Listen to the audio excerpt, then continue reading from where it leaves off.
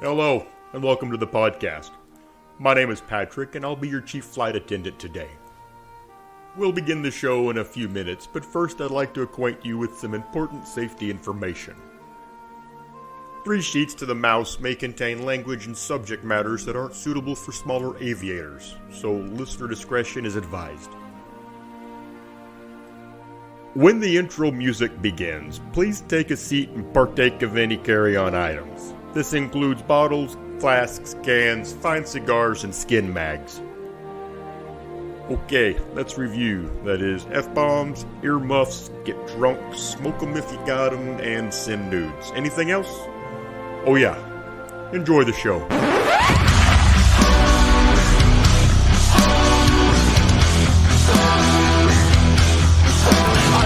Sounds sorted, but you'll be rewarded when at last I am given my dues. And injustice deliciously squared, be prepared.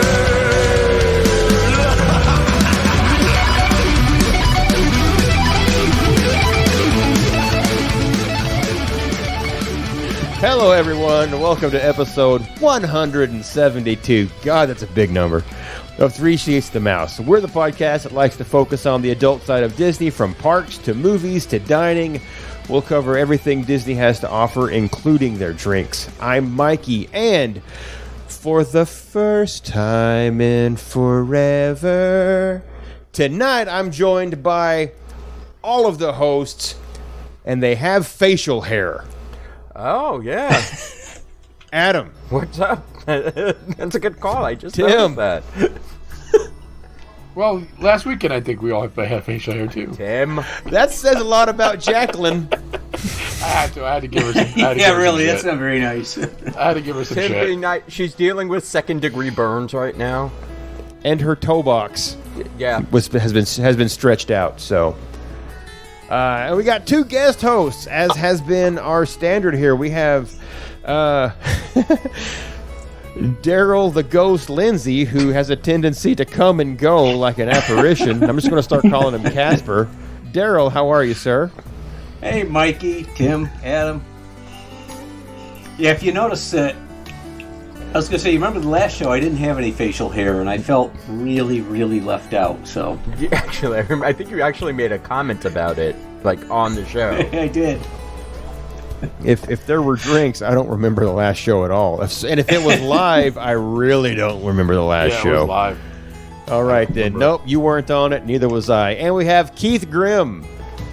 Heidi ho. Here, we got 2 M's on the last name. It's probably something like Jones or Smith. But Keith, how are you doing, sir? I am just dandy, and I'm happy to be here.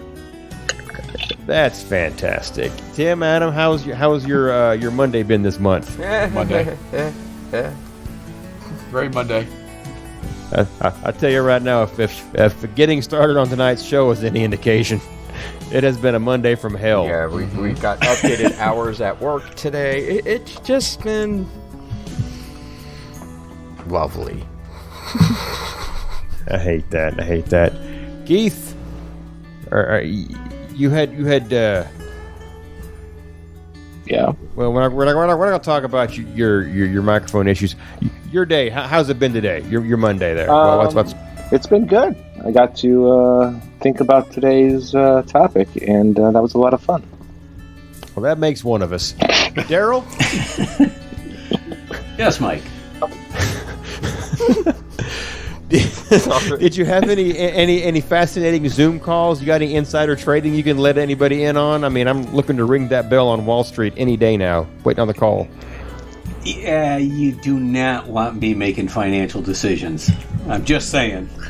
They don't let me touch the money. They don't let me make decisions. He says buy DVC, just buy DVC. Put all your Buy money Disney. into Reflections. It's going to be huge. But buy Disney, and when 3 Sheets goes public, buy 3 Sheets. We got to have at least one investor first. God. That means filing incorporation papers. Oh, fuck that. No, Adam, I wouldn't make you do it. I would make Stephanie do it. She can't do it. I know. I don't know, but it sounded good. You have to file with the state. You have to get an EI. Yeah, it's a pain in the ass. Which state? Can we pick a state? Okay. One of I us vote should Puerto live Rico. in it, though. I will move to Puerto Rico. Take one for the team.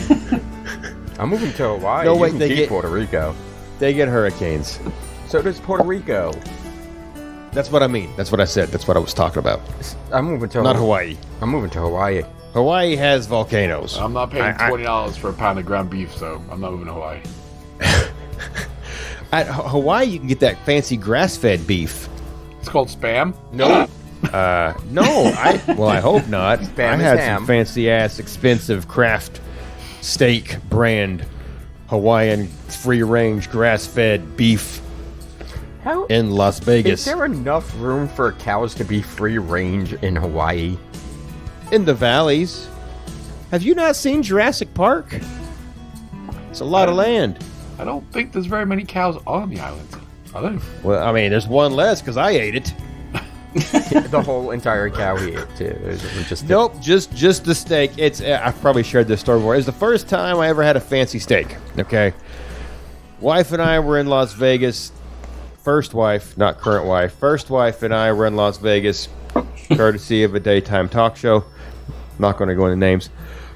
And You can find they it on gave us YouTube. maybe. They said, "Hey, here you go. You got a credit at Craft Steak at the MGM Grand." I was like, "Okay, cool. Whatever that means." We get down there. We are so out of our league. I mean, we're from like nowhere, Arkansas. Fancy for us was getting shrimp at not Red Lobster at frickin' Long John's. Normally, it's just the fish plankton and chicken tenders and a bowl of crumbs. Not even Ponderosa? Wow. If I'm feeling bougie, I'll put some malt vinegar on it. But aside from that, no, that's it. So we get there, and there's like this whole waiting staff, an entourage of a guy talking, taking the order, and then others bringing food out. And I'm like, well, this is crazy. And I ordered this steak, and it was a free-range, grass-fed steak from a cow from Hawaii. And all I could think of is, well, that sounds fancy. Because it's from Hawaii. That steak had to fly to me. Could have been a boat, I guess. Could have been dry aged. I don't know. And I ordered it, and when they bring it out there, and he says, "Is it to your liking?" I said, "Well, can I get some like Heinz 57?" I loved this guy because he said, "Let me get this straight. You want me to go back and talk to my chef, who has 25 years of training in culinary school, who has prepared that steak medium rare perfectly, and you want me to tell him you want Heinz 57 And that's to when put you on should it. have just turned to him and said, "Bitch, you asked me if it was to my liking." No. We had a pretty cool rapport so far. Listen, he was really cool. It was a really fun exchange. I said, "Let me try it first." That was the best steak I've had. It did not need Heinz 57. It probably only had salt and pepper on it, and it was perfect. And I ate all of it. And What you should have said is, "I'm from Arkansas. I just don't understand these things." no, Arkansas was my excuse for everything. For how much to tip the driver that picked us up at the airport. For everything. It is. Listen, there's not a lot that happens here. It's Arkansas. I had there was nothing. I was like, okay, well, I ordered shrimp. It had legs and eyeballs on it when it showed up, and I was like, oh. And then I picked the tail up and the head stayed. It's like, oh, okay. And then I ate it, and it was fantastic. It was a whole different experience for us. To be in Vegas. Granted, I had traveled to New York and stuff like that before this, but it was an experience. Sorry, didn't mean to derail everybody with my talk about eyeballs on shrimps. And we have now reached the point in our show where we discuss what we're drinking. To move things right along, and I am very proud. I am having a cocktail, as mentioned 2 episodes ago. Probably three episodes ago. Thanks for keeping the solidarity up with that, Mikey. That's awesome. Well, you know what? Last episode, I think Tim said, I'm not doing another one of these sober. Well, I lied. I didn't. I will be solidarity solitary for Confinement. the rest of the week. Probably. But I had some sheeter mail show up. I had Shan sent a little care package. He sent me the stuff I needed to make this last word cocktail that I mentioned a few episodes back when Antoinette was on. And it is actually really good. Yes, Adam, it has chartreuse in it. Yeah. No, it is. I am a Chartreuse huge is fan. Fucking gross. I am a huge fan of this. It's 1 part chartreuse, 1 part gin, 1 part lime juice, 1 part maraschino liqueur, and shake it up in a shaker with some ice, then pour it allegedly into a chilled coupe or whatever the fuck you drink out of. It tastes like an adult Sprite. This thing is so good. I'm loving it. He sent me the ingredients to make it. He also sent me some Malort. Fuck him for that. But this thing, this last word, it's so good. I love this thing. So that's what I'm having a last word. And I'll have it at the end of the show too. It looks like dirty dishwater. That's from the limes. I squeezed limes into it, so there's some pulp in there. It looks like dirty dishwasher. I would No, probably. it's gray. It's great. The color of the You left drink off a is consonant, gray. Adam. It's great. It's good. It's good shit. Listen, Trader Shan can't be wrong, and I'm siding with him. He didn't say it was a good drink. He just said he had the stuff to make it. No, he said it was great. I can show you text messages somewhere. Usually where they live in I your will, phone. at the very least, I'll make it look like he said it. Tim, what have you got? I'm switching it up this week. I am not having water. I'm having dihydrogen monoxide. Fantastic. Probably tastes a lot like water. It does. It was really hard Well. to mix, though. Right? You had to shake it and strain it. I hope you strained it so it didn't look like dishwater. Dish dihydrogen monoxide. Adam, I heard you were a little teapot earlier tonight. What do you got? What brand do you got? What flavor? Why What do you you got? always What's ask happening? me the fucking brand? I never know what brand it is. Why do you never know when I always fucking ask you? Because I what don't it pay is? attention. I just buy whatever the fuck's on sale. I mean, okay, hang on. Are sales even really still a thing? Yes. Yes. Because I can't think the last time I saw an ad where shit was on sale. Well, whatever is cheap that day. I don't know. In-store deal. Whatever the fuck you want to call it. The Blue Light Special were you at Kmart? They don't exist in these parts anymore. They don't exist down here. Ours is a furniture store now. I They think had ours them. turns into a furniture store too, come to think of it. We got a Hank's Fine Furniture. Of course you do. Of course you do. All right, Adam's proud got of tea. Keith, So what I don't are even get to say you what tea drinking? I'm drinking We- now. Fuck you then. well, I see be- how it is. It's hey, all good. That's fine. That's fine. It's a fun. It's a fancy cup you got. It's an M&M Very cup. colorful. This is a drink. Speaking of Vegas, I got this in Vegas when I was shopping drunk. You know what? I have also been to the M&M store in Vegas and the Coca-Cola store. I don't think the Coca-Cola store was there when I went, but yeah, it's just peppermint tea with lemon. Okay, hey, I gotta try that sometime. All right, Keith, you're not having Malort. I'm not. You may not be having room temperature curdled Baileys. What are you actually drinking out of your Haunted Mansion cup? What I'm actually drinking is lemon iced tea with Screwball whiskey. Screwball has been really popular these last 5 months or so. I can't. It's no good. I can't drink it because it's peanut. So It's I haven't tried it. I can. It is very rich. I can only have it when it's been frozen and it goes down with a lot of viscosity, It mixes Like well with a lot of stuff. like syrup. sounds It's not like that it bad. would be good throw it on some ice cream. I think it would be good on ice cream and coffee, maybe with some Kahlua. So the lemon tea doesn't make it too sweet? No, because it's diet tea that's it's got very, very little sweetness to it by itself. So Is it like an unsweetened diet, or has it got like the Splenda kind of sweetener? it's Arnold Palmer tea. It's It's not very A sweet. at all. Diet Arnold Palmer. Isn't that supposed to have vodka? No, it's supposed to have. It's just tea and lemonade. It's Yeah. just iced tea lemonade. Oh. Yeah. I thought an Arnold Palmer was tea, lemonade, and vodka. Spiked That's a Arnold spiked Palmer. one. Yeah, that's different. Work. Hey, you know what? He has spikes on his shoes. It works for me. Darryl, welcome to the show. Glad you've made it this far. Good morning. Morning. What do you We have haven't in there, re- St. Patrick's Day? No, so I went with something a little different. I used to drink Maker's Mark way back, and then found I didn't really like it because that was like the gateway bourbon, Yeah. one of those bourbons you got into and went, Yeah. oh, and then you realize, eh.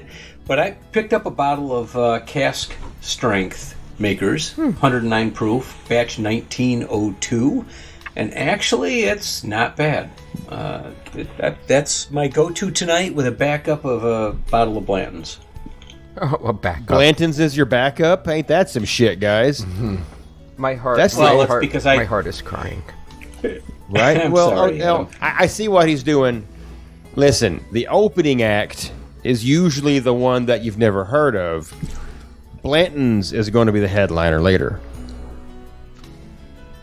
Exactly. When I decide to switch over, why that'll end the night. But when After a successful night. It should be the exact opposite. You get a nice glass of the good stuff first so you can taste it, Yeah. and then use the cheap So- shit to get you wrecked. So Yeah, you're you start right. pounding the Evan Williams. You're right, but I don't want to necessarily kill all my Blantons. And if I start with a Blantons, I won't have a bottle of Blantons at the end of the night. Sort of kind of what Hey, happened to my Angels enough. Envy the other night. Tim, Adam, this is a big moment for him. He's on 3 Sheets to the Mouse. He brought out Yes! the good Well, stuff. Blanton's. I can Exactly. respect. Keith is on Screwball That should tell you something. with Diet Tea. There you go. I hear Diet He didn't gets you even- drunker I faster, gotta Keith. sweeten my own tea. So what does that say about me right now? I mixed my own drink, and Tim just opened up a bottle. Yeah. He's drinking some cask strength water. Gas strength water. Yeah, that's my next up too, actually. The pH of 8.4. Oh. Batch 109. Is all right then. Okay, well, for tonight's show, to get things going, we are headed to Disney's Hollywood Studios. It's a park that is home to what is quite possibly the pinnacle regarding the use of animatronics and motion control and visual effects for an attraction. It's a place that Disney has sunk so much money into in the hopes guests wanting to experience a journey to a galaxy far, far away. Those guests are going to be enough to keep it afloat. So that's right. Tonight we are talking about Star Tours. Yay, Star Tours. Dun dun dun. We have Explorers done- of the TARDIS. A DHD deep dive into Star Tours on episode. Episode 123. And tonight, specifically, we're not doing that. We're getting rid of it, actually. Adam, Tim, and myself, mostly Adam and Tim, I don't talk a whole lot. But Never. listen, we've all voiced that there's some issues with the attraction, okay? It doesn't fit in the location that it's in at the park anymore, now that, Oh, it fits. Batu is there. Do I? It fits technically, There's space. Well, for having- it. Physically, it Yeah, fits. yes. The puzzle piece sits down, but overall, it Thematically. kind of sticks out. Especially when you look at Galaxy's Edge. It's supposed to be this fully immersive, land that makes you forget that you're on the planet Earth completely. But before you get in there, you go basically to what is essentially a truck stop that gives you the highlights of whatever new Star Wars hotness is Okay. out in theaters. It's not. It just doesn't fit where it is.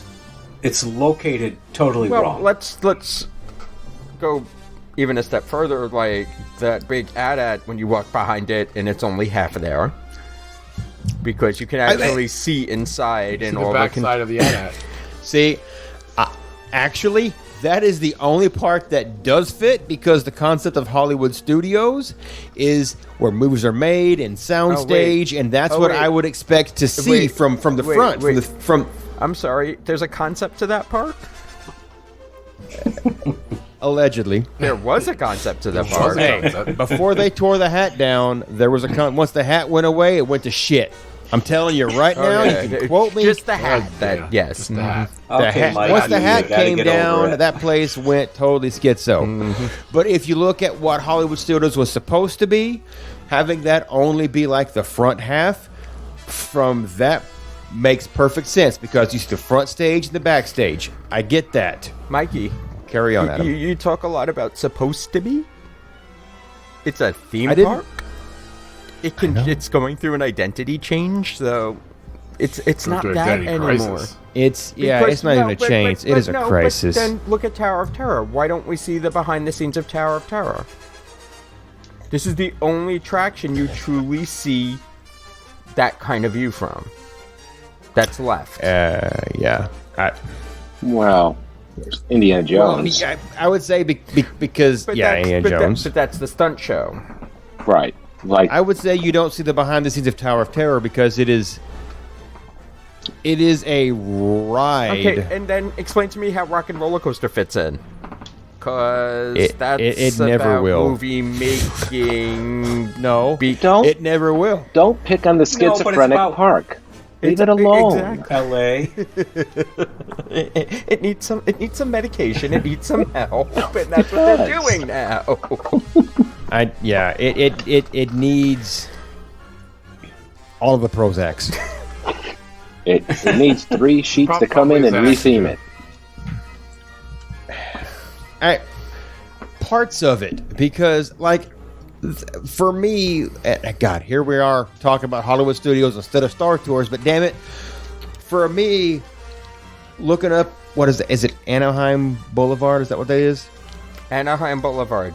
Yeah, that to me is what I want Hollywood Studios to be. Just, I want to see the old Hollywood Tower Hotel in the background, and everything about that just seems to fit to a general theme. It's when you get into Galaxy's Edge, No, that explain Rock and nook Roller and cranny Coaster. of...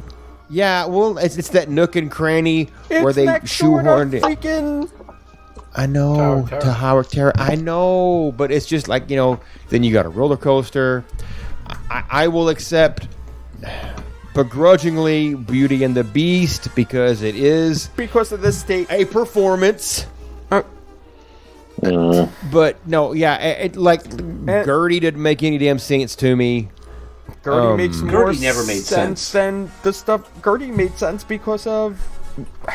I read the history on it, and if I knew, I would have had my notes prepared for it. But there is a but whole Disney- thing with Gertie. Disney can spin a tale to make anything No, make there sense. there's background on Gertie, like from California. I just don't remember what it is.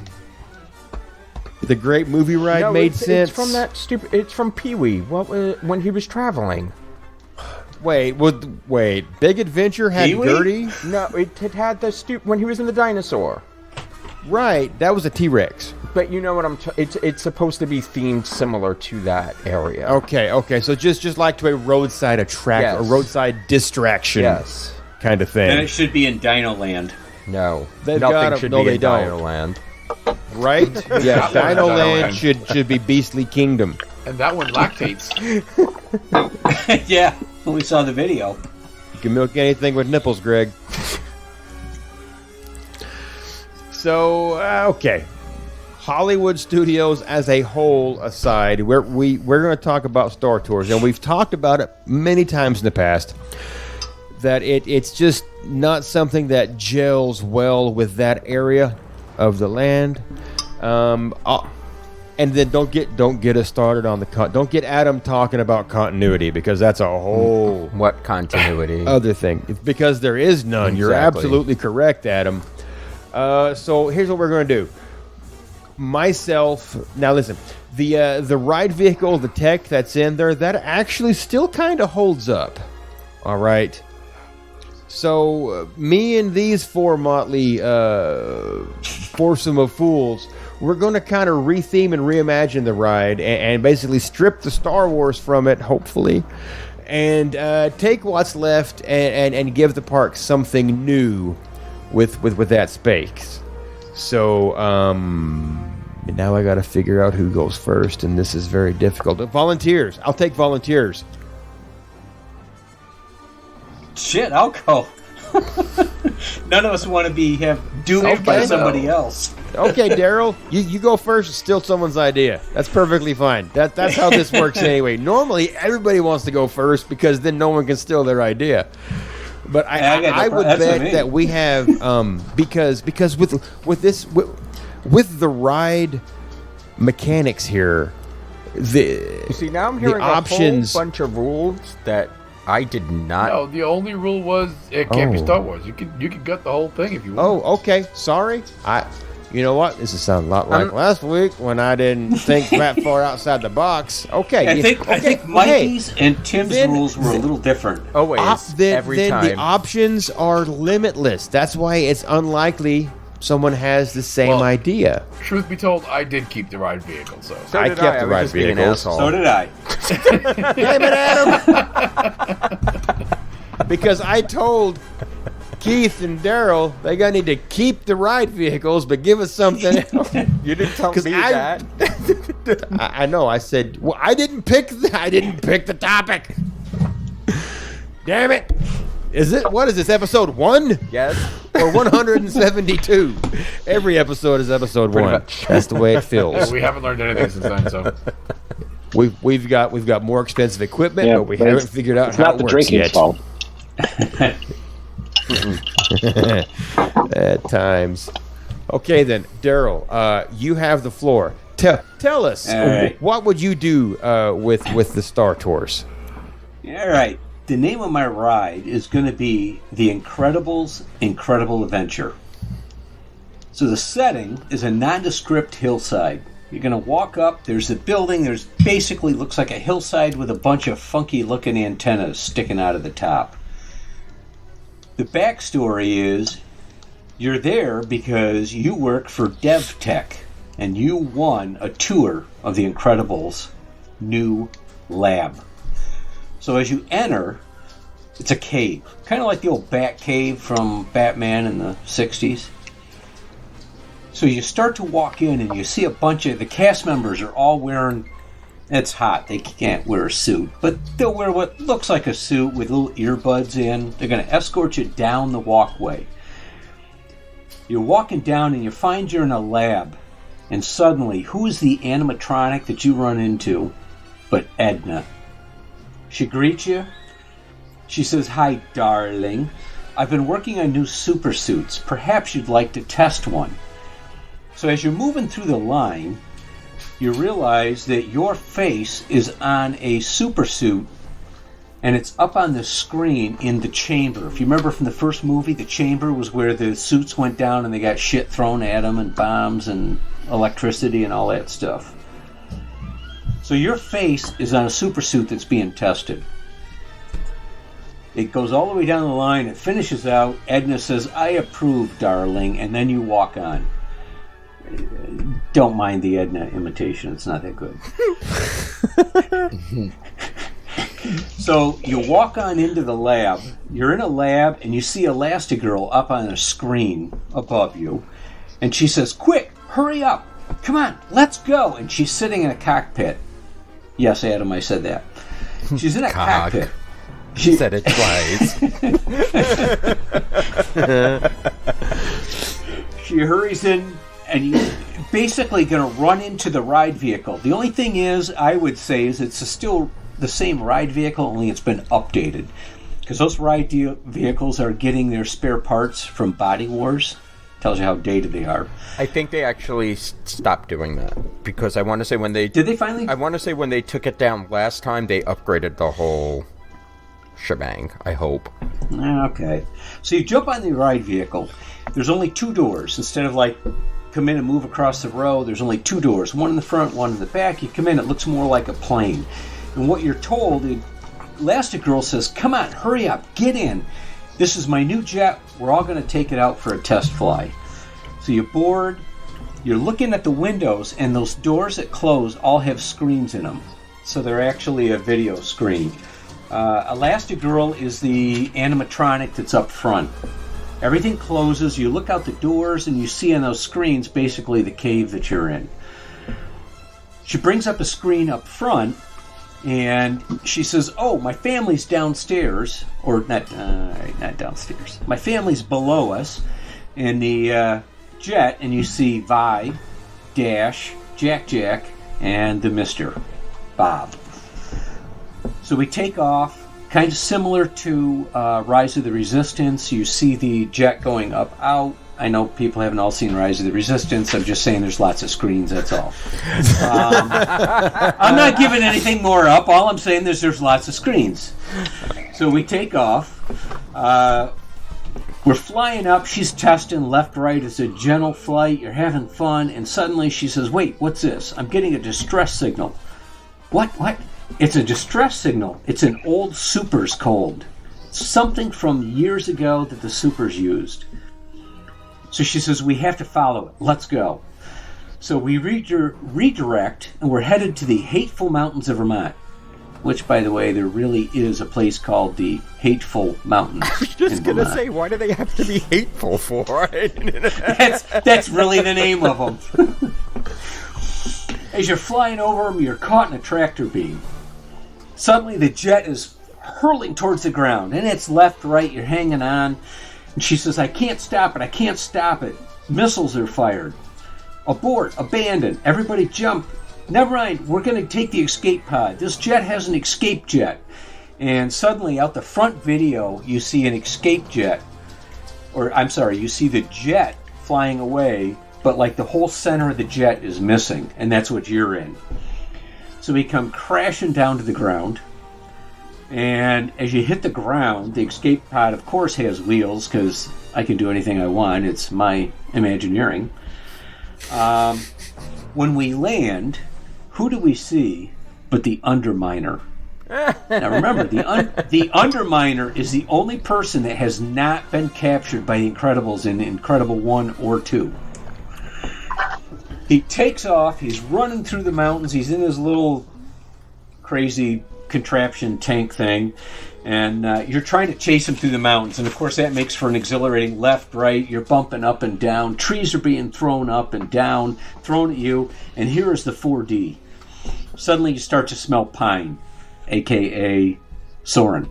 You're smelling pine because that's what's being thrown at you, these trees. The Underminer, his tank thingy with the big nose that burrows in the ground, goes up and down, and it burrows in the ground. So you're pursuing them. As we go down in, we're traveling through these burrowed caves or mine shafts, whatever you want to call them. And there's a huge underground lake. As you hit the lake, we slow down. Too slow. Dash. Does it float too? Yeah. Oh yeah. Of Why course. not? It's my Imagineering. Yeah, it's my Imagineering. Well, you could sit down Splash Mountain, couldn't you?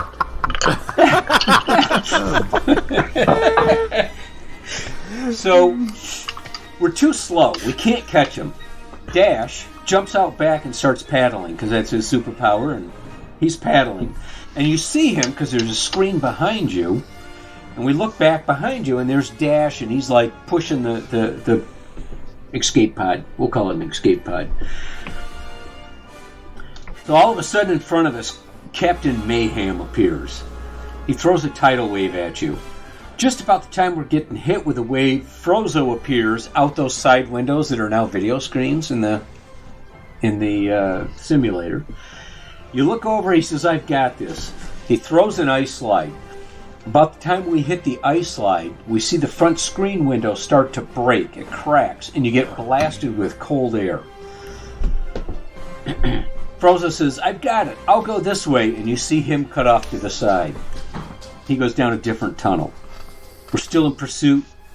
All of a sudden, the evil Dr. Volo creates and throws a large burning rock at us. It's like this huge ball of fire. Think Indiana Jones opening scene with a ball of fire.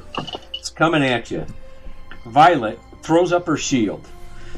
Jack goes 4-dimensional, goes outside of the craft you're in. You see him in the view in front of you.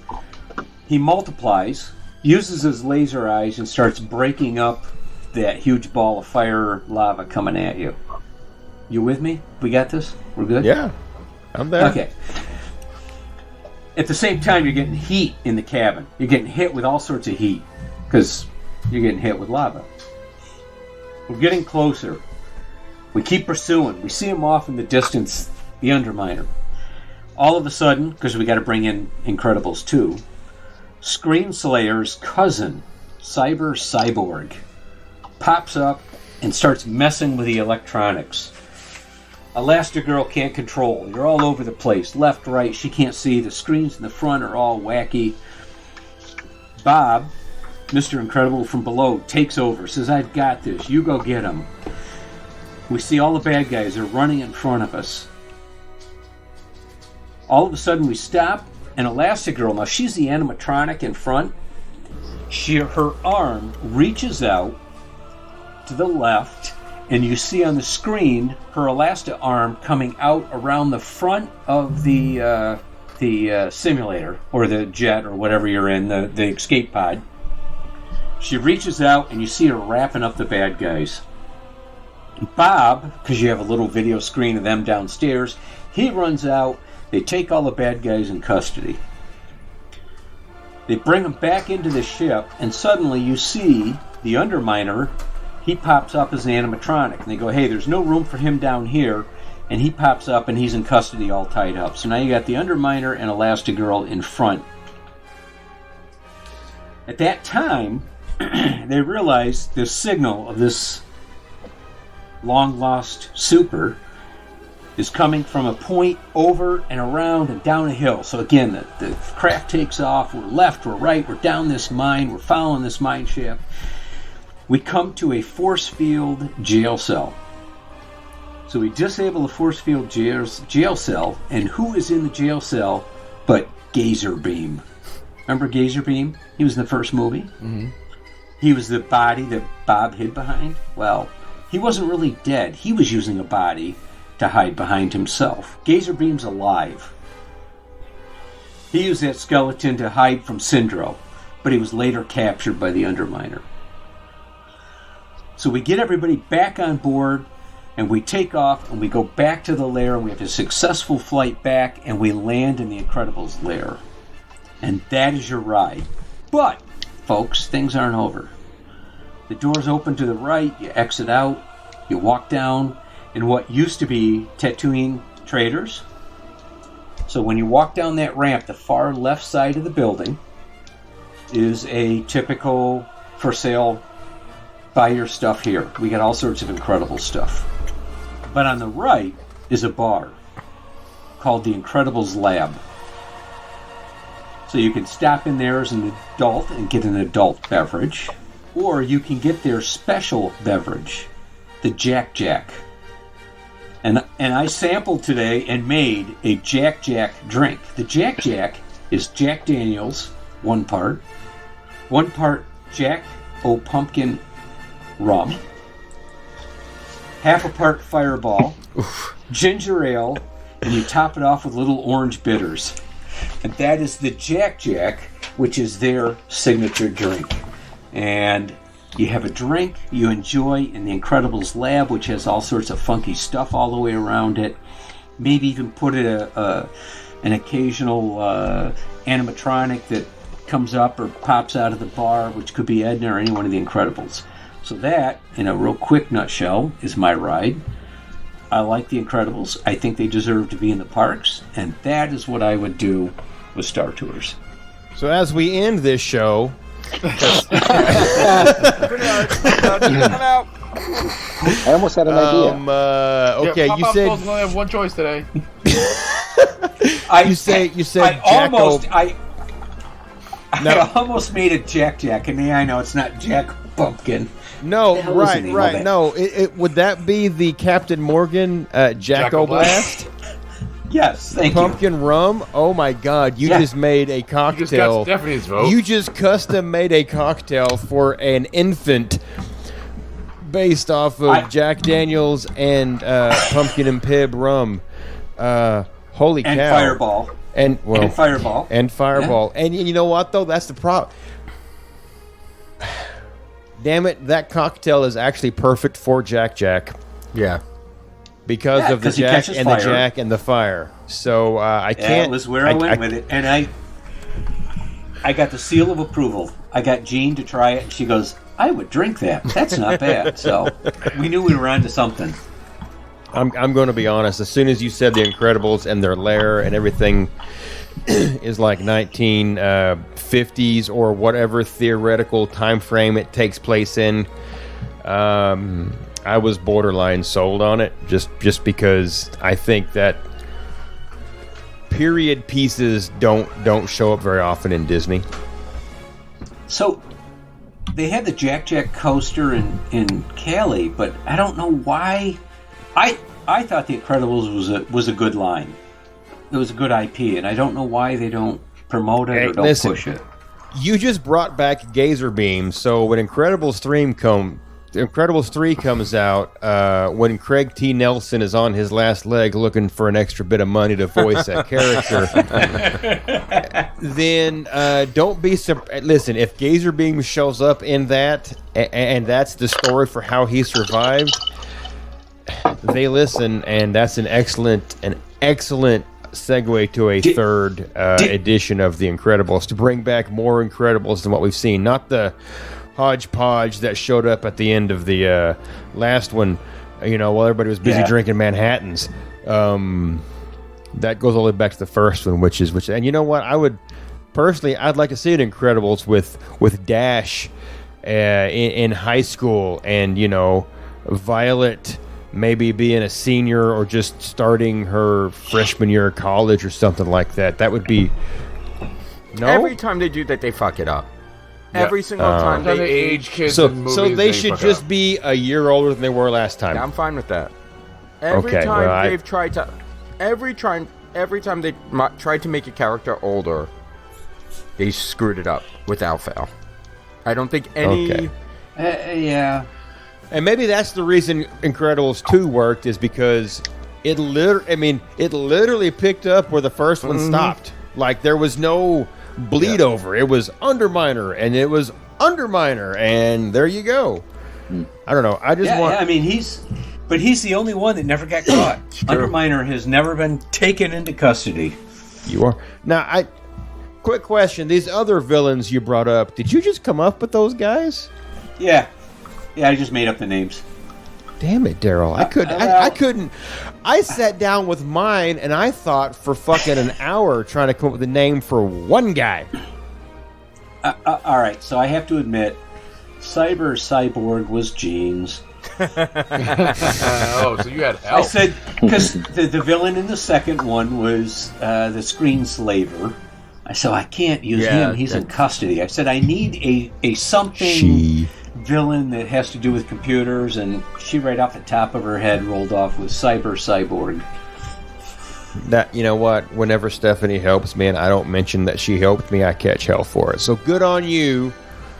There you go. For acknowledging where it came from. Okay, you know what, I know not a damn one of us wants to follow that up. I don't know what Keith has got up his sleeve.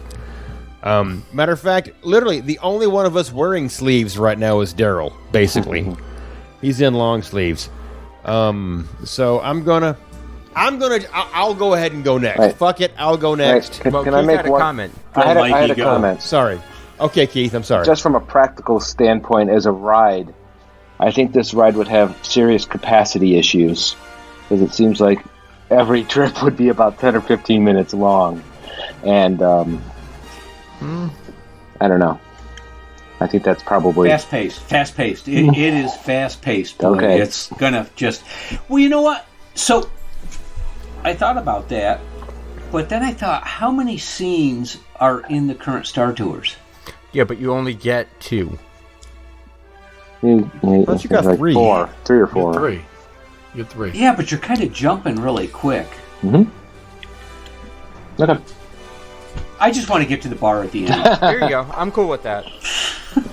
As if you thought his was long. my turn. I'm longer than Darryl. All right, hold on. Let me set my alarm to wake myself up in a minute. Right? Okay. Yeah, and like you mentioned a very good point there, Keith. And what I've discovered doing these Imagineer things is, if you were to sit down and explain what happens in the 3 scenes that you experience on Star Tours, it'll probably take you 10 to 15 minutes to explain it. Mm-hmm. But the reality is, it happens in like 6. There's no need to explain it because it fucking doesn't make sense no matter what fucking order they put it in. I'm just trying to say, if you try to explain because what you see visually, it always takes long. In the same 5-minute window. I know it don't make sense. And you know what? Let's finish with pod racing, because fucking why not? I'm with you. So, my ride is called Ralph's Chaos Control. And it is a Wreck-It Ralph ride. He's got 2 movies. He's got Not Shit Happening in the Parks. He's on a couple of floats. He's got like a VR thing sometimes at Springs. That's not enough, okay? Well, so, his last movie didn't do well enough, so that's what the real that's issue because, is. that was some lazy-ass writing. It came out right after whatever that other movie was that starred the guy that was the Emoji movie. It was too similar. Things in Hollywood are cyclical, whatever. Yes. So the facade. I didn't spend a lot of time on my facade and cue for this, so just bear with me. Listen, after what Darryl just gave me, I have no hope of coming in 3rd place. Oh, come on. So I just listen. The facade out front, it's going to look basically like the storefront in a basic, generic, middle America strip mall. Okay? The signage, once you get inside, sets it up that it's a motion ride, and the motion ride that you're supposed to be getting on is called Flying Across the Globe. Flying Across the Globe.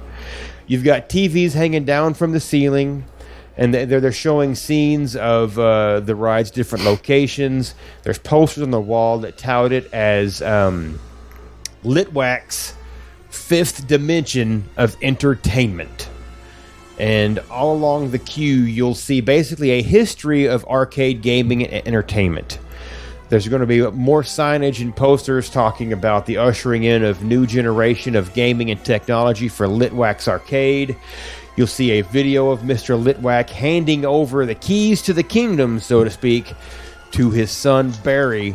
And then basically you'll get this backstory as you walk through the queue that kind of shows the entire story of the Litwack gaming empire.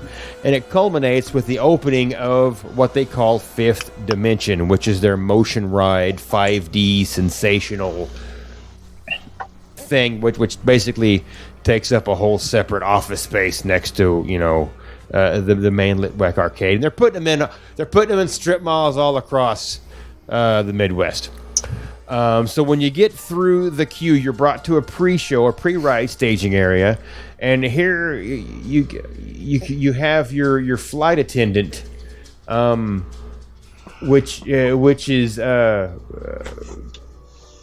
giving you your safety spiel, and your flight attendant is played and voiced by none other than John O'Hurley. And this is important because the entirety of this ride you're getting ready to get on is a blatant ripoff of Soarin'. Okay? Right down to the opening score that you hear sounds like Soarin'. It's an over-the-top ripoff of Soarin'. You get that opening score in a sweeping shot of a winding river that flows from inside a canyon somewhere, and your ride vehicle is swaying left and right, nice and gently, and then from out of nowhere, a chunk of the canyon wall just explodes from rocket fire, and the explosion causes your mean, your aircraft, your flight craft, it's never really just, it's not, we don't go into details of what you're in, but it's flying. It's buffeted, and it kind of spins basically 180 degrees around. You turn around, and you're left facing this heavily armed video game styled helicopter, and a booming voice tells you that you've entered a no-fly zone. You should proceed to the nearest landing facility, or be prepared to tell your mama goodbye. And it starts counting down from 5.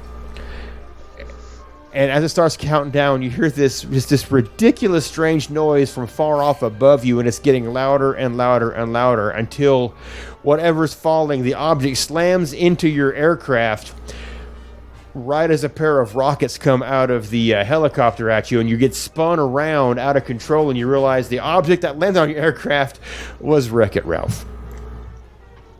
He's hanging off the nose of this craft, and because of the spinning, the rockets go past you, and your seats kind of undulating a little bit to simulate the spinning, and Ralph reaches out with his hand and tries to stop the spinning by grabbing a rock on the canyon wall, and you're jerked hard left and right while the spinning stops, and you're left facing the helicopter again, and you see that it turns around and flies off in the opposite direction, with the pilot, the same booming voice, taunting Ralph on his new job as being your babysitter for the day. And this is where you find out from Ralph that the guy's name is Max Blaster, and he's basically the character in this newest video game. He's a blonde with a flat top. He's wearing a green sleeveless tank top shirt. He's got jeans, sunglasses, a bandolier. He looks like Duke Nukem. I'm going to be honest with you, okay? Rip off of Duke Nukem. And he's got a grappling hook for an arm.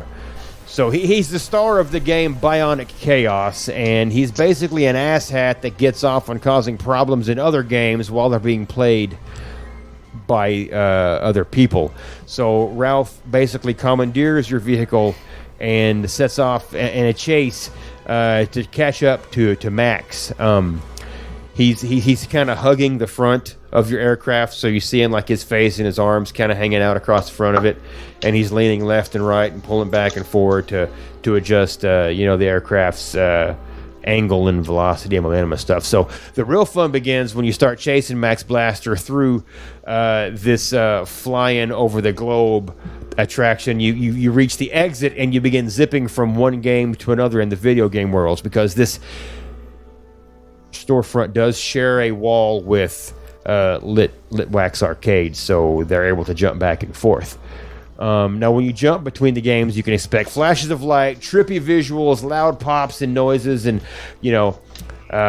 obviously we're probably not going to be able. Disney wouldn't be able to get the rights to any actual video games to do this and get the real world game environment, but they can do knockoffs. Like for instance, you get a scene where you're flying over a retro 16-bit ocean with a World War II era plane in front of you swerving in and out, which would be a lot like 1944.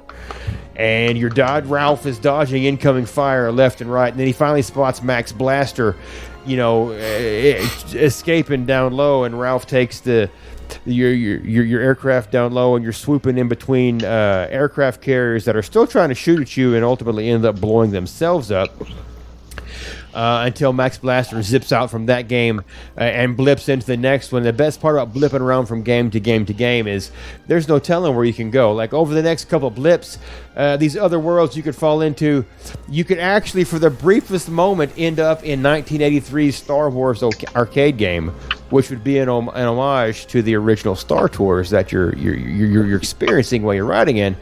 And obviously, I don't know, would you do the trench run or would you do just fighting the TIE fighters? I don't know, but it would be just so 1983 with it totally vector images of just everything is in lines.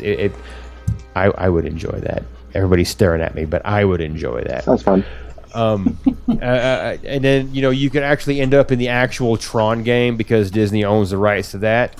So you could end up in Tron, and there Max Blaster could hop from his previous vehicle into like one of the recognizer craft from Tron, before eventually you finally get Max chased into Sugar Rush, and you zip and zoom chasing him. He's still in the recognizer, but you're following him through candy forests and chocolate canyons.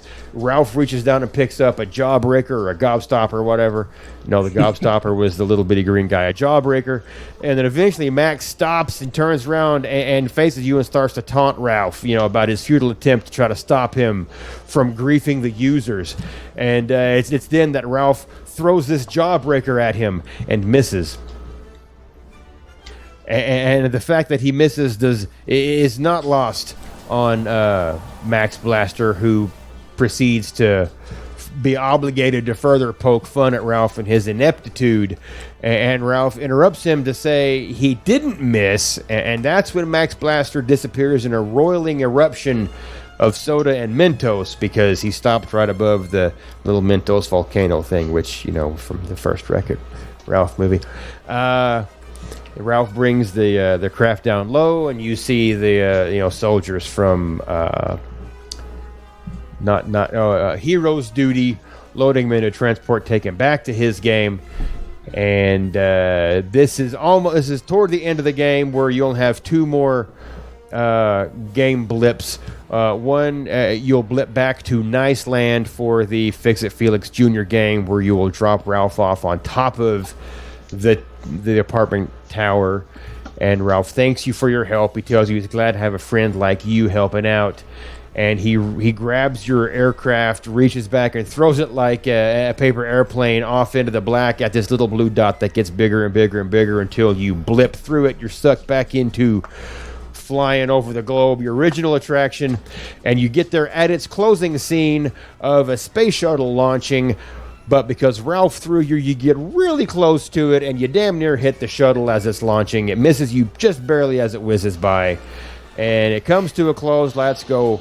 Lights come on. You exit to the gift shop, but instead of a gift shop, you're actually walking out to Tattooing Traders, which has been totally replaced with Litwax Arcade, and it's full of retro games from 1996 and earlier. No coin pushers, no crane games, nothing that gives out tickets. Just arcade cabinets and pinball machines, and this little bitty, lonely Litwax Arcade penny press in the back corner. Fun. So I went Wreck-It Ralph and arcade games. I didn't have a bar, but I got a penny press, so I still get James's vote. But Mikey, do you have to pay for the arcade games afterwards? Shit, yeah, you do. Do you got to pay to buy a shirt from The Incredibles before you leave? That's going to be one empty arcade. Mm-hmm. They used to have an arcade Magic in Bands. Disney World. They used to have an arcade by Space Mountain. Yeah, Disney Space Quest. Mountain used to have an arcade. Yep. Yeah, it did. Around the back. You know what? Oh. I would stop and Dink a Magic Band for 25 cents to play Pac-Man or Asteroids or something you like think that. arcade games are 25 cents now, aren't you cute? No, Especially in where I Disney World, come of all from, places. it's $10 for all day. Yeah, if you're in Disney World, it's $1 a game. But listen, I would want these to be old school, 25 cents a pop. Defender. Because I promise you'd have a lot of people stopping and dinking their Magic Bands. You'd probably make more at 25 cents a pop than you would at, 50 cents, 75 cents. Yeah. Arcades are not a draw anymore, though, for anyone. Except for the except for the adults, which will not be allowed to play The old because the people. kids and the wife are dragging them someplace else. I promise you, this boy's stopping.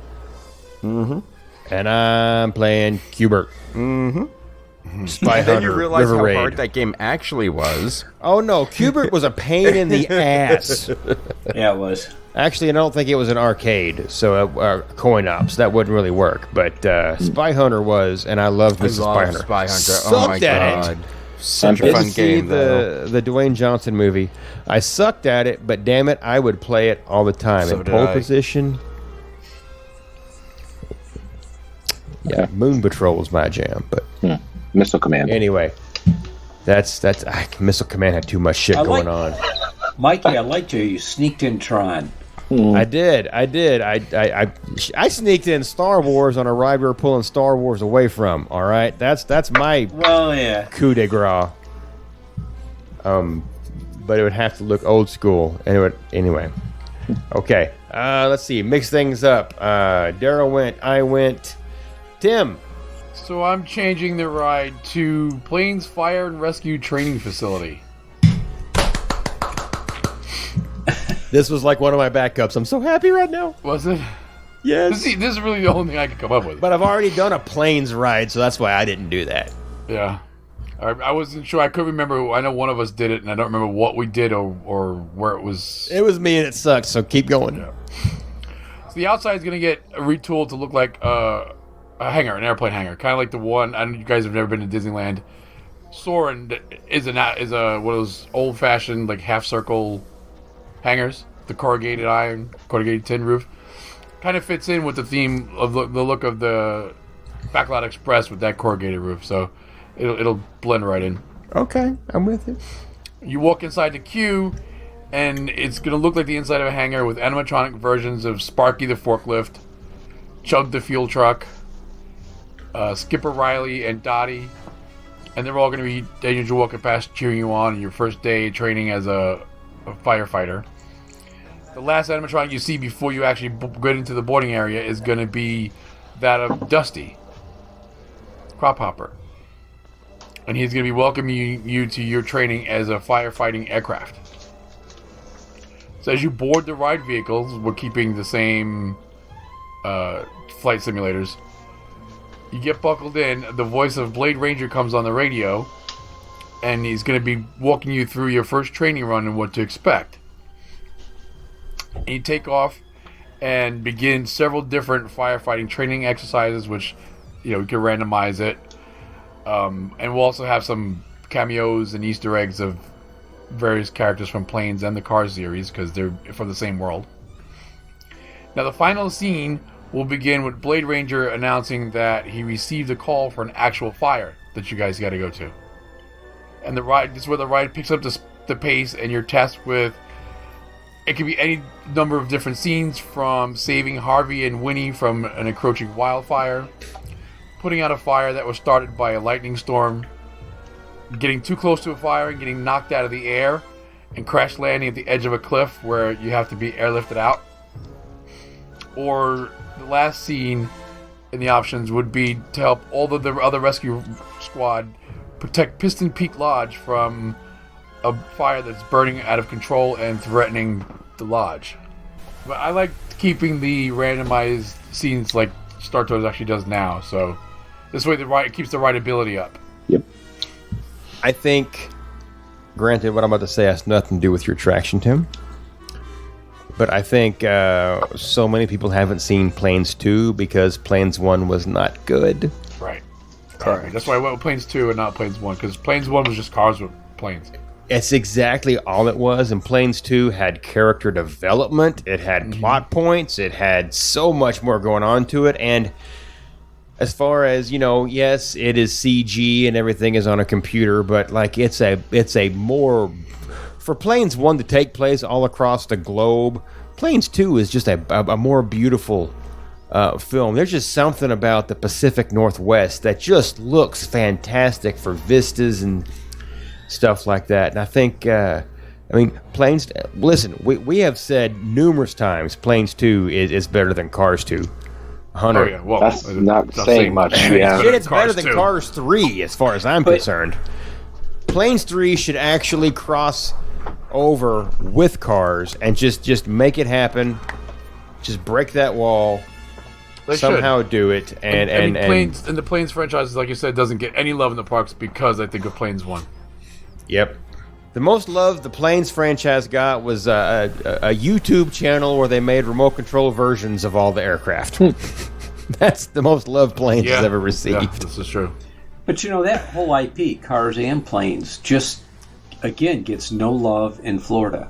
I mean, Cars, the ride, and Cars Land is California. It's is fantastic. It's amazing. Yeah, it's incredible to walk through. But like in Florida, no love. Well, it did have that one thing for a little while. I don't know if it was still open in Hollywood studios. Oh, Yeah, the Lightning Racing McQueen Academy. Racing Academy. which was supposed to be very good. I don't think it's there anymore. I think it already closed. It was a stage show basically. There's no Yeah. movie. You sat down and watched stuff on screens. Yeah, it Darryl, didn't look good, but to what you're saying though, Darryl, is I think they took the technology that Walt Disney World had a test track, and in California they put cars on top of it, and you can't really do that in Disney World because you've already got Test Track, which is the same ride. Well, a lot of people say it's the same ride. It's really not. It's really not. Well, It's the a similar technology ride is very system, similar. but that's really it. But it's plus the hell back in. It's like saying, oh, California. you already have one looping roller coaster. Well, here's another looping roller coaster. You know, it's they're similar rides, but there's very big They differences. stepped it up. No, Tim, I would Tim and 100%. Adam, did Yeah. you guys walk it at night? That Yes. land is incredible at night, We isn't it? were actually there when they turned the lights on Oh, that yeah. and they start that'd be playing neat. Shaboom. Yeah, Shaboom. Yeah. Just like the movie. Still It's gives you the great. chills. Such an awesome part of the Yeah. night. My last trip with my kids to Disney World, we did Art of Animation. We just dropped by and walked through it, just to take a tour of it. When we got there of an evening, right as we got a chance to see the Cars wing, I guess, I don't know. During the daytime, as we were walking out, the sun had set and all the neon came on, and I know it pales in comparison to what you get at Disneyland in California, but there's just, from the first Cars movie, there's something that just seems so pure and Americana about where it all takes place there in the Butte. That just, when you see the lights kick on and all the little shops from all the different characters and stuff, it just seems so pure, and first off, it's beautiful because there's nothing goes better than Twilight neon. So I haven't seen what they have in Disneyland, but walking through Art of Animation at Twilight was just absolutely gorgeous. But when they play, it's more than that, because they actually play the song and everything just kind of stops around you, and you just go out there and everybody's looking around, and it lights up exactly how it does in the movie, where one turns on then the other turns on, and Cast members from Flows come outside, and they is have there a what are they- street light that blinks longer every Yes. other time? Yeah. Yes. Yep. Yeah. That's Yeah. great. That's great. I didn't get to It's see it turn on, but yeah. Cars I is saw it after dark. It's a great movie, and I agree that it's underrated in Disney World, especially when the local country station still plays Rascal Flatts' "Life Is a Highway" That just 3 because it's times a Rascal day. Flats. That has nothing to do with anything. It's a Well, remake no, of a I mean, song. listen, It's a remake of a popular song, and it's a country music station. Chris Ledoux did it as well, and it wasn't that Okay, good. yes, but- So It's Rascal Flatts. That's what I just I saying. said that first. it's But it's a country music station. They It- do it not let is. songs go very easily. So, we will not go gently into the night. all right. But yeah, Planes doesn't get any love, so I think we need some Planes. I agree. I think it. You know what? I think it missed its audience, and unfortunately, people like you, myself, actually all 5 of us, as we talk about it, I like that movie a lot. skip the first one, watch the second one. It's you won't miss anything, and You don't it's need just to so watch much the first better. one to make have No. the second one make sense. The either. first one is like the second Highlander. Just don't. There can be only one, and it's the second one. Oh boy. Not everything can be Indiana Jones and get better. No, Never mind, stop talking. because the crystals Stop go- talking I- right now. Anyway, who's next? Okay, fine. Adam, you're next. All right, well- Keith, you're the headliner. You're going last, All right, so well, fix your what? shit. Wait, Kinda got what? Screwed out of my topic. Because somebody stole mine, and I already knew what Tim was doing, and then I'm like, yeah, I'm done. I didn't steal it, did I? Darryl, of course you did. No, I'm Mikey. I'm Mikey. I wasn't looking. I'm trying to piece okay. something together real quick. But Darryl stole my idea with Incredibles. It was a little bit No, different. go for it, because No, Adam, it you're wasn't going to be different. It's not Just go different. for it. It's not different enough.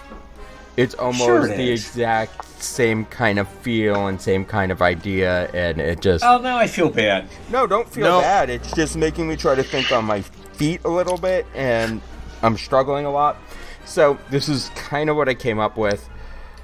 I'm changing the whole theme altogether. I'm keeping the ride vehicles. I am tearing down the whole facade. I'm making it into a theater. And what I'm going to do here, instead of like something that gets absolutely no love in the parks, are the Fantasia movies. I'm a big music buff. I'm a big music fan. And Fantasia, both of them, were some of the stuff where I still remember the imagery from it. The imagery is more, and the music that goes to it. So I think it would be kind of fun to take apart the ride a little bit and make it more of a Soarin' kind of thing, where we can not have the ride vehicle maybe jostle around so much. But in Vancouver they did this, where their version of Soarin', where instead of it like you have the whole erector set thing, the Soarin' vehicle in Vancouver just kind of moves forward a little bit into the screen. So it's just sort of like a slide back and a slide forward. So it slides forward, and then you can wrap that front. You would get a lot of that space back where the animatronic sits, where the 3D screen sits, because it no longer needs to be 3D if it's almost like wraparound that you're flying into the screen. Make sense so far with me? Yes. And then for the rewritability factor, you can choose different scenes from the movie. They already own the rights. There's not much that they have to do. It's classical music. A lot of it's public domain anyway. But I would also make parts of it 4D. So, like, one of my favorite ones is the Firebird Suite. I love the music. I love the atmosphere of the piece in Fantasia 2000. It's beautiful with the forest nymph. So I would love to be able to fly into that and sit there and have the smell of the forest and have the firefight almost, and have the smell of like the fire come through a little bit and have that like theme of rebirth. It would be something that I would enjoy. I also was thinking, of course, you have to have the Dance of the Hours with all the animals dancing, and to fly over that and to be like almost like just looking down on some of this stuff and seeing that wrap around you. I think it would be a cool experience. I mean, Fantasia was never meant to be released all the time and updated all the time. It was supposed to be released every few years with different scenes and new scenes. And we can kind of bring that back in this attraction by kind of adding something new every now and then that nobody would expect. To keep it interesting, to keep it mixed up. There's plenty of classical music that you can use for this. Rites of Spring, and it would just be something a little bit different. Bring the class up a little bit. It also speaks to the movies. Soundtracks equal movies. So without a good soundtrack, your movie falls flat. Same thing with an attraction. I can't tell you, since they changed not only the scenery for Soarin', but the music for Soarin', it doesn't have the same impact. So to have something with this great classical music soundtrack, I mean, I love sitting through Chefs de France. Not Chefs de France. Impressions de France. Impressions of I France. don't mind sitting in Chefs de France either because I'm a fat kid. But Impressions de France, the scenery and the music go hand in hand. So now let's make that grander. And let's bring back the movie aspect of it. Where you complain, Mikey, your first complaint about Hollywood Studios is that it's missing the Hollywood. It's missing that studios. So why don't we bring that back a little bit to something that, number one, Disney always wanted to do. Walt Disney himself wanted Fantasia to be a work in progress all the time. And those are my thoughts. I'm all for bringing the Hollywood back to Hollywood Studios. It's in the name. For doing that on the fly, that's pretty good. Yeah, then you can get rid of the shitty version of Fantasmic that's in Walt Yeah, Disney World. I was going to say, this guy wants to bring more Fantasia into the parks. Meanwhile, there's an entire, almost an entire, theatrical presentation called Fantasmic. Has nothing to do with the show. It has nothing to do with Fantasia. Okay, it's a PH. I get it. It's Chernobog, but that's about it. No, I don't like Fantasmic. You guys know that. No, but I'm just saying, it's just... It has nothing... there's no connection to Fantasia, to Fantasmic at all. I am perfectly fine with the Fantasia. And you know what? It fits in that location because it's not Star Tours. No. And it's just it's something else, and it's Hollywoodish. So it goes along with just the Disney movies as a whole. Well, I mean, you also look at that area a little bit, and you look at the footprint that's around there. You have Baseline that's not too far away, which is California. And you can kind of make a California theater facade for it. That location, once I got to looking at it, it's like a third thumb. It's there. Mm-hmm. But it doesn't lead you anywhere. But if you can incorporate it. Facade. Yeah, the California, because it's kind of across, a little bit above Baseline, but that's the California street. So, yeah, that fits. I've never been to Baseline, so I don't know anything about then it. you gotta go to Muppet Square, and then everything else. But still, you can make that fit with a theater. Oh, yeah, no, perfect. Yeah, I mean, you could put anything in here as long as it wasn't Star Wars, and it would pretty well fit. I don't think so. I think at this point, if it's too over the top, it doesn't make sense. Yeah, I would have to blend. Because they toned down a lot of that whole area. So, you have to be it has to be some sort of, in my opinion, it would have to be something that you can find in a city, whether it's a city in the future, a city in the past, whatever it is. It would have to be something that fits a little bit with the theming, a little bit better. Well, good thing I didn't go with my Doctor Strange attraction. But Doctor Strange, when you think about his building was in the city. His building was in Manhattan. Was in the city. Yeah. Well, I didn't get that. Listen, I couldn't figure out how to make something move. It's okay. I had almost Darryl's, except my theming was just the slightest bit different, where my plan was to take you back to the island in the first movie with the Octobot. But it was almost the exact same thing with the same kind of the bubble shields and everything else. And I'm like, you gotta be fucking kidding. Every time he opened his mouth, I'm like, oh, fuck. So that was my first choice. My backup was Wreck-It Ralph. And my third backup was Cars. So, if I was going fourth on this show, I would have been screwed. I would have been sitting here going, Well, that was it. And it's like, all of my spin twos, like Wreck-It Ralph, all right, I didn't have anything really fleshed out. And my other ones I couldn't think on fast enough. So, that's my on the fly.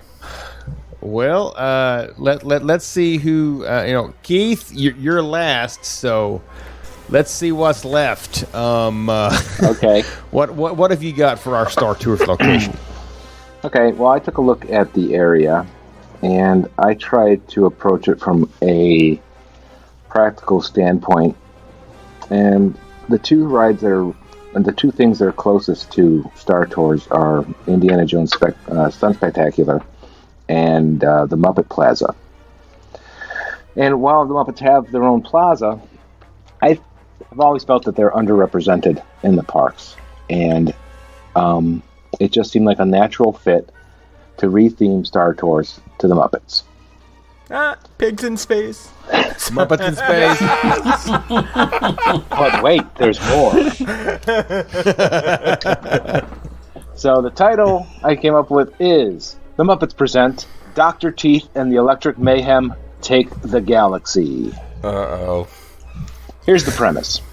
Dr. Teeth would like to put on a concert to rival every other rock spectacular in history. He'd like to have... Including the Wild Stallions.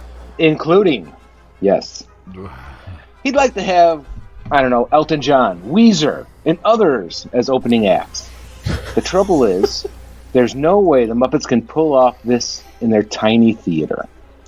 Thanks to an amazing technology that Dr. Bunsen Honeydew has developed in Muppet Labs, Dr. Teeth suggests that there's only one place to host a spectacularly grandiose event like this. The moon. Plus, the moon is a lot less cluttered than their theater, so there's that. The technology that Dr. Honeydew has invented can instantaneously transport ships filled with audience members to the concert venue on the moon. Once there, these ships can circle the stage a complete 360 degrees for just a panoramic view of the concert and return the audience safely to Earth. That's a theory, anyway. But these are the Muppets, so naturally things do not go exactly according to plan. The main problem is that during rehearsal, they managed to lose one of the opening acts. Extra-dimensional transportation is finicky. Let's face it, there's a lot of math involved, not to mention quantum entanglement issues, solar flares, sunspots, microgravity, and Miss Piggy, who thinks she should be the headlining act. Oh, shit. So, before the concert can take place, Kermit asks the audience to help locate the missing opening act. He insists that this will only take a minute, then the show can go on. He's wrong, of course. Horribly wrong. But that's where the fun comes in. So we'll start at the ride exterior. The walker is replaced with a full-sized Muppet rocket. The rocket is a classic Muppets contraption. Crazy paint job, windows with chickens and penguins hanging out of them. Yes, a rocket with windows that can slide open. Steam venting, rats roasting hot dogs in the steam, various bits and bobs haphazardly attached to the fuselage, etc. The trees and other indoor elements are replaced with stacks of Marshall amps, journeyman lighting rigs, scaffolding, boxes labeled with all sorts of space-inspired nonsense, and Muppets hanging from things and inspecting the rocket. The main entrance sign is replaced by a giant 3D multi-plane sign of Dr. Teeth's head. Because who doesn't want to see that every day? The ride queue. As soon as guests enter the interior queue, they are handed their 3D glasses. The queue is completely immersive. 3D projection mapping of Muppets careening about, getting ready for departure, real animatronics interspersed to add realism, psychedelic lights, cacophonous sounds, hijinks, and absurd activities everywhere. As guests navigate the queue, they see how Miss Piggy is trying to throw a monkey wrench into the preparations, which ultimately leads to the opening act getting misplaced just before boarding. During the pre-show, utilizing 3D screens, guests are brought up to speed on the story, in case they haven't been paying attention in the queue.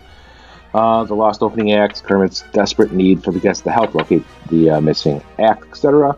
Safety instructions are delivered in classic Muppet fashion by Scooter, Dr. Honeydew, and Beaker. So you can't avoid the safety information.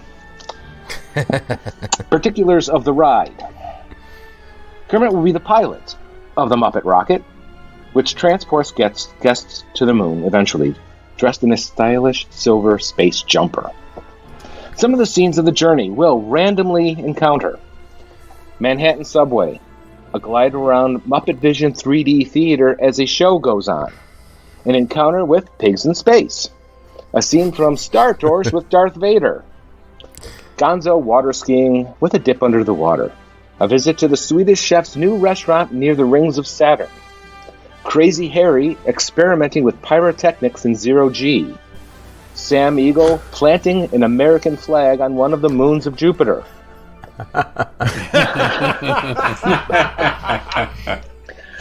Europa. Fozzie attempting to do stand-up comedy routines to a group of Ewoks who hurl stones at him after a failed punchline. Sweetums jumping from the lunar surface and crashing into the front of the ship. Statler and Waldorf in a ship shaped like a balcony box heckling Mars and its silly little moons. To name just a few. The Lost Act is finally located in the original Muppet Theater, lounging about unaware that anything is amiss, looking at their watches, wondering when they are going to depart. The missing act found, they will board the ship with the guests and proceed immediately to the moon, where the concert is already underway, to enjoy a 360-degree view of the electric mayhem, fireworks, lights, sounds, before finally returning safely to Earth. The ride vehicle will be augmented with steam, smoke effects, water sprays, psychedelic lights that all go off timed with the scenes that you're presented with. And that's it. I like it. I like Now it a lot. here you were worried about Darryl's taking too long, and I want yours to be an hour and a half. Yeah, pretty much. I didn't say how many scenes would be in each ride. I just gave you an overview of a number of the samplings of the scenes. Exactly. Yeah. This sounds like a lot of fun. This would give them an opportunity to update Muppet Vision 3D to tie in that ride with Bunsen Honeydew building this technology. That would be that. Instead of a stupid vacuum ultimately, thing. this would save Muppet Vision 3D from. Yeah. Or I think- would it replace Muppet Vision? No, Would you I can just say, see it. nope, Yeah, I would see it getting rid of Muppet Vision 3D. I don't think it can support. and saying this is the new Muppet. Yeah. I see in true Muppet fashion, Muppet Vision 3D being like, we're about to get bulldozed. We gotta find a way to get to the moon, guys, and that would just turn around and tie right into something Get like bulldozed. this. I mean, I could see like whatever they put in Muppet Vision 3D, them leaving stuff behind in it, like little like Easter eggs to direct you to get to the new attraction. You don't really want to see this sign, something silly like that. But I don't think Muppet if they open this, Muppet Vision 3D is done. It's old technology at this point. And I'm okay with that. It's a little long in the tooth. It's time for something new. They don't represent the Muppets enough in the parks. They don't. We need I more agree. Muppets. They really They don't. That's another You show. know what? They just need to do a Muppets airplanes attraction and just combine them both and be done with it. I don't know how they do it, Yeah, but just do it. I want to say I also remember Gonzo in a Darth Vader outfit. Yes. Okay. You're right. Somewhere. Yeah. Anytime anybody has ever done an Imagineering with the Muppets, they've won. Yeah, this is true. Man. This isn't even Tim, Adam. I'm not going to say Well, that. dude, I knew I lost. When I had we to had fucking any problems, scramble, but I was done. I'm like, I am scrambling. I'm looking at my other ideas, and I'm like, I'm done. I think we got showed up on something we do bit. frequently. Pretty much. this time That's around. what we wanted to see. We wanted to see them bring their yes. games. That's what we wanted. Tim, you are right. We wanted to be the we want to be the bottom three on a pop poll. Did you all have any ones that you just couldn't flush out? The one I talked about for 20 minutes, yeah. I had all kinds of issues. I had thought about Muppets, but I thought, well, they've already got their own thing, and the only thing I can think of is Muppets in space, because I was trying to keep a space theme. So I thought, man, Muppets in space. Well, Yeah, no. because you get to keep the ride vehicle. The only other thing that I wanted to go down this hole, but I didn't want to go down this hole, was, again, it's an IP that nobody remembers that goes to Disney anymore, but it would have been the Treasure Planet. Okay. Because it would have allowed some space flight. It would have had the steampunk aspect of it. And I think it would have allowed for a lot of imagination and fantasy and stuff like that. But I was just like, man, does anybody even remember that movie? I remember it came out. It did. Would Moana have worked? I was Not in that location. I was afraid to use Moana. See, Yeah. I was thinking Yeah, I know. Moana Me is too. more of a Magic Kingdom ride, I think. Yeah. Yeah. But they're putting her in I- Epcot, so that's a thing. I didn't want to go there, but it was like, well, maybe. Well, I it's thought a about Moana a boat ride. inspired. It's not really. Yeah, we'll see what ends up happening with that. Yeah. And to get a Moana feel from that area would be the problem. It's not so much that having the attraction would be the problem, but trying to like shoehorn kind of Polynesian area in that little spot would be the biggest issue for me.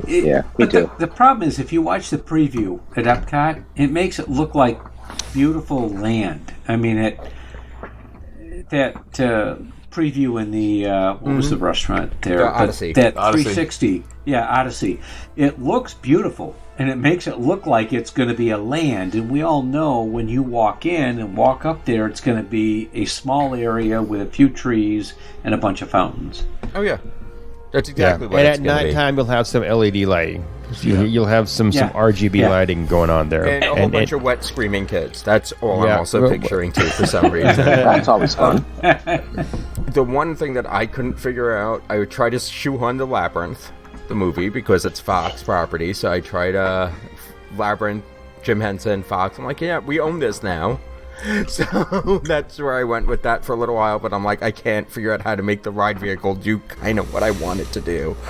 And that was really it. I was also thinking something for Nightmare Before Christmas. Because that gets a lot of love during Halloween, but there is such a movement with it that almost any attraction that you open with those characters is going to be crazy. Yeah, you're right. Look how popular Disneyland's Haunted Mansion gets. But again, I couldn't get the ride vehicle and the story to line up well enough for it. Star Wars, Star Tours, the adventure continues and continues and continues every time they release a new episode, except for Solo. As Celine Dion said, Star Wars will go on. It will. It will. Wow. Sorry.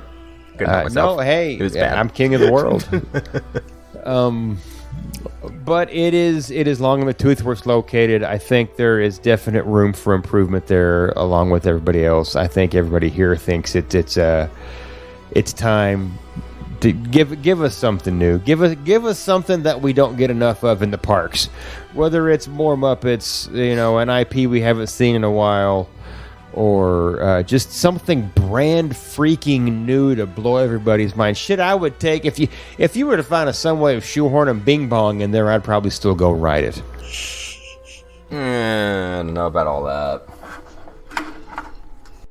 that. Tonight, closing remarks, I'm going to go first, which is weird, but I have some shit to get off my chest, and I want to point fingers for a minute, if I could, at Adam. I want to Adam's just. eyes got so big. I just want to do some real talk, okay? I took a moment and did some reflection this week. I am going to do a 10K with you, Adam, sometime, somewhere. It's going to happen. I'll come in behind you. You don't by know many that. minutes.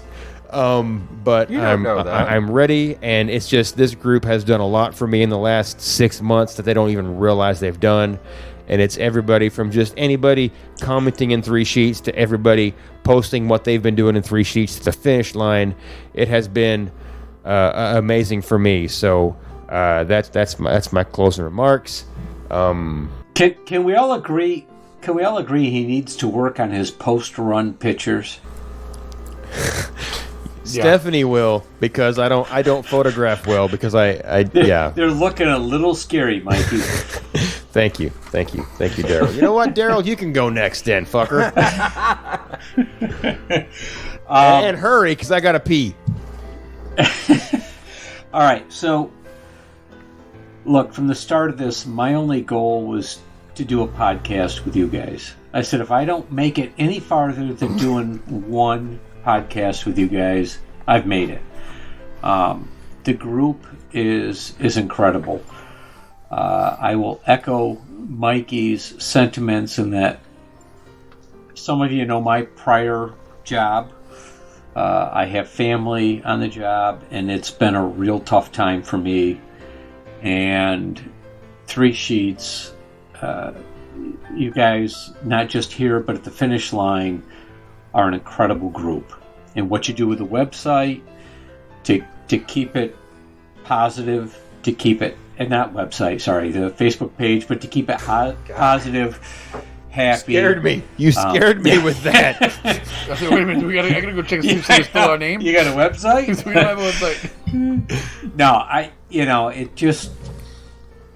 it has been so relaxing to hit social media in just this group. So I thank you guys. I thank you for the opportunity to do this. As I said, my goal was if I could do one podcast, I've made it. So with that, good night. Good night comes later, but okay, Darryl. Yeah, I know, but It's his closing remarks. Be nice. And Okay. I don't know who to go to next. I'll go to Keith next and let you guys sandwich each other there. Yeah, it's been fun. Okay, Tim.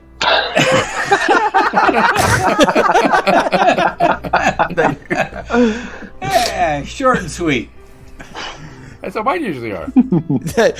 Tim's is usually, I'm going to bed. Good night. Yes, I'm done with this. Yeah, because we usually end up, like right now, it's 10 to 12, and I get up at 5 o'clock in the morning. So I want to thank Keith and Darryl for coming on. It's been real, and I think we're finally going to lose one to an outsider. So there's that. I'm fine with it.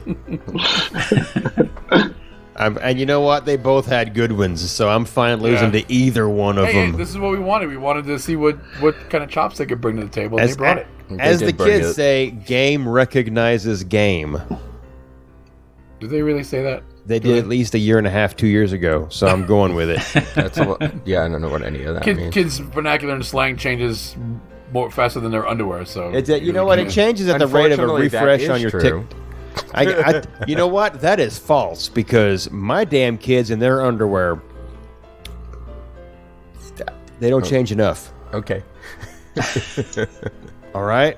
I'm just saying, I have to tell them to wash their clothes and then take a shower. Point I just made, Mikey. So. Oh, sorry. I'm really trying not to piss myself right now, so I can't do two things at once. And Pop's about to take a nap. Keith said 3 words. Keith, did you care to elaborate on thank you? And I'm assuming it's been fun meant thank you. It's been an experience, a slice of life. Okay, Adam, then, to round us out. As we all know, Disney is opening up. We will be down for August. We don't know what this all looks like still. What are you laughing at, asshat? No, I'm just saying, you're right. We'll be down for August. You know, worst case scenario, we'll just claim like a plot of grass somewhere at a resort to hang out. Well, no, because we are still going to walk through Disney Springs when we first get down. So we'll see what there is to see, and we will get together with all y'all. It's just some of the official events are still on hold. We don't know what all that looks like right now. So just bear with us. Same thing for November coming up. We still don't know about the races. Congratulations to everybody who did get in for the princess races. I think the next round of sign up is this Tuesday, so good luck for those of you who haven't signed up yet. There is a group of us thinking of doing August. In August, I'm sorry, there's a group of us who are thinking of signing up for the Star Wars races. Sign up is the first Thursday for early registration. Regular registrations open the following Tuesday. I don't remember the exact dates. I can probably post it on the Finish Line group. Other than that, it's been real. Thank you guys for coming on. It was a fun topic. I'm pretty sure we did lose, but again, that's what we wanted. So thank you guys for doing the work, showing up, and ready to play. Game on. Yeah, I do. And I want just to reiterate. And I just made a fucking sports reference, so there you go. They didn't know what was happening until like 24 hours ago. Yeah, we got to stop doing that. And but that's how we roll. But you're right. That's how the three of us roll. We shouldn't do that Yeah. to other I don't know, people. man. They hit it out of the park, so fuck everybody else that can't hang. I like how Tim says Mikey will get you the information. About 10 o'clock this morning, I'm like, Mikey, what's up? Yeah, that sounds about right. That's how that usually works. Yeah, Well, yeah. see, the problem was I tried to make a chat with all of us, but it wouldn't let me bring Keith into it. So I said, Mikey, if you can do it. And, yeah, I got this. Yeah, and I'm not even friends with Keith. Adam's friends with Keith. Yeah. I am? Yeah. That's at what it work when said. all this, and half the time I'm at work and I don't even have my phone on me when all this is going on. So I have go to no message clue what- Keith, and it says, one mutual friend, Adam Bliss, and I'm like, well, some bitch. I got this. But Hey, you said you know what, got though? it, so At the end of the day, it got It done. all worked out. all right then. Well, as we end this show, I want to thank everyone of you listening for Adulting at Disney in Hollywood Studios and saying goodbye to Star Tours with us tonight. And remember, this is not a goodbye, it's a see you real soon. So good night, everyone. Good night. Night. Ciao. Bye-bye now. And thank you.